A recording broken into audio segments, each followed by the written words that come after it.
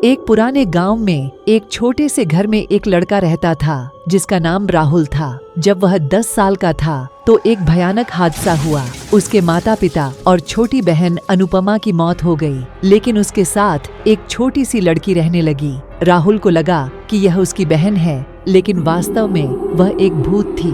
वह भूतनी रात के समय उसके कमरे में खिलवाड़ करती थी, लेकिन कभी भी वहां मौजूद नहीं होती थी। राहुल उस भूतनी के अंदर अपनी माँ को याद करता था। वर्षों बीत गए और राहुल ने अपने माता, पिता और बहन की यादों में अकेलापन का सामना किया। एक दिन उसने गांव के पंडित जी के पास जाकर अपनी कहानी सुनाई।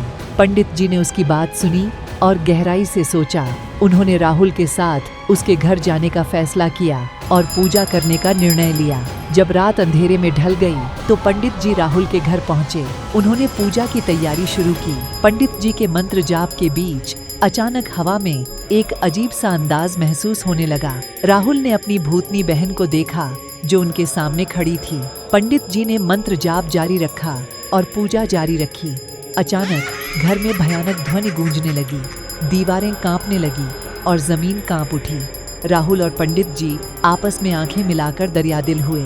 क्या उन्होंने सचमुच भूतों को घर से बाहर किया था?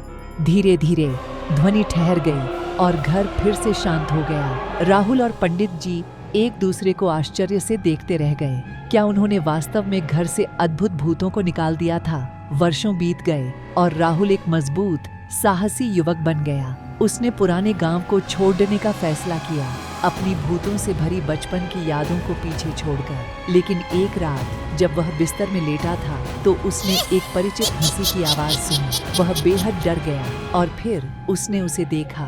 उसकी छोटी बहन अनुपमा उसके बिस्तर के पास खड़ी थी। उसकी आंखों में अजीब सा प्रकाश था। राहुल का खून जम गया।